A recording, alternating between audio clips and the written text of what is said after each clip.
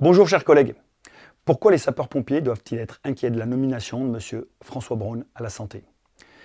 L'annonce de la nomination de François Braun en tant que ministre de la Santé vient confirmer les craintes soulevées depuis de nombreux mois par SUTSDIS. Le retour de l'ascenseur pour bons et loyaux services a donc parfaitement bien fonctionné, on l'a bien vu. Nous regrettons vraiment la nomination de M. Braun, qui avait tenu des propos infamants à l'encontre des personnels paramédicaux des SDIS, et dont tout le monde connaît le profond désamour qu'il porte aux acteurs des services incendie et secours. Alors nous resterons encore 2 fois plus vigilants quant au respect des lois et règlements en vigueur concernant les missions incombant aux SDIS afin que la population, toute la population, soit toujours servie de manière équitable sur l'ensemble des territoires de la République. Nous avions pourtant bien vu les planètes s'aligner depuis plus de 2 ans avec un curieux calage au millimètre près ces dernières semaines lors des échéances électorales. Le 31 mai dernier, lors de son déplacement au centre hospitalier de Cherbourg, le président de la République avait annoncé le lancement d'une mission flash d'une durée de 1 mois pour permettre dès cet été de consolider les services hospitaliers d'urgence. Et c'est le docteur François Braun qui sort d'un chapeau, président de SAMU Urgence France, ex-conseiller santé du président candidat lors de la campagne présidentielle, qui se voit alors confier le pilotage de cette mission. 1 mois plus tard, nous avons pris connaissance du rapport présenté à Matignon le 30 juin dernier. D'emblée, la Première ministre annonce l'application immédiate des 41 recommandations du rapport Braun. Cela coupait court dès lors à tout équilibrage, arbitrage interministériel, entre autres avec le ministère de l'Intérieur et la Direction générale de la sécurité civile et de la gestion des crises. Nous attirons donc aujourd'hui l'attention de chacune et chacun sur le fond et la forme de ce rapport en lien avec les missions et personnels des SDIS. Bien sûr, notons la reconnaissance des infirmiers et de sapeurs-pompiers comme acteurs à part entière de l'aide médicale urgente. Ces derniers étaient vus encore récemment comme des pestiférés, je cite, en mettant gravement en danger les patients ou bien comme des hommes de Néandertal voués à disparaître.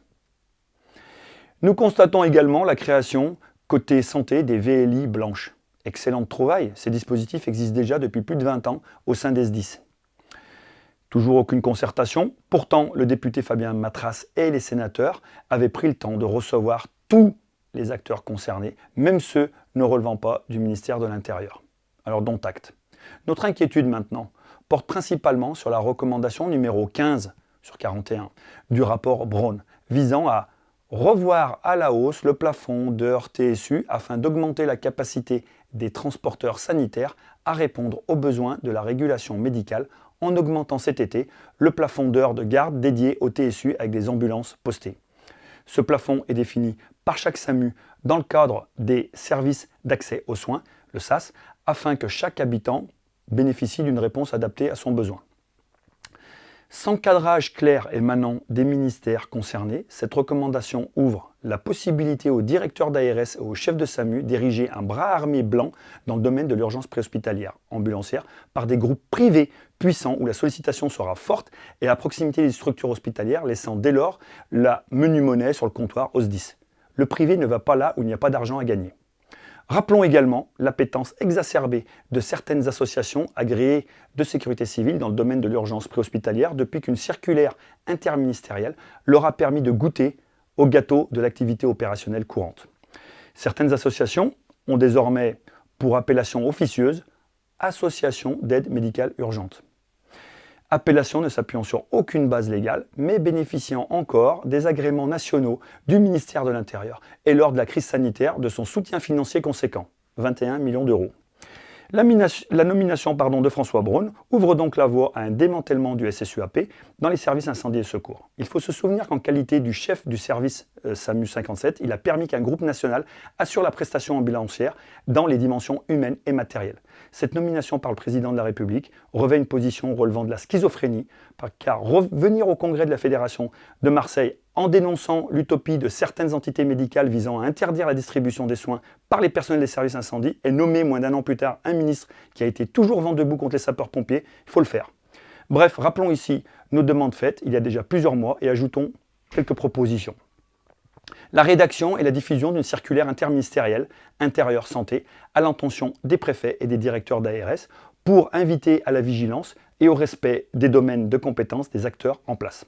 Car franchement, vouloir prendre les missions de l'autre est possible lorsqu'on assure d'ores et déjà, les siennes.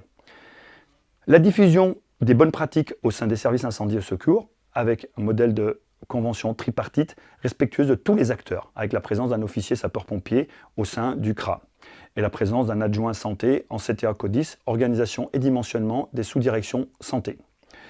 La création d'une table ronde avec tous les partenaires sociaux et associatifs afin de construire et projeter la sécurité civile et les acteurs dans le SWAP de demain. La réactivation du groupe de suivi du référentiel national intérieur santé. Affectation au sein de la DGSCGC d'un cadre supérieur de santé sapeur-pompier en appui du médecin conseil et du chef du BOM 6.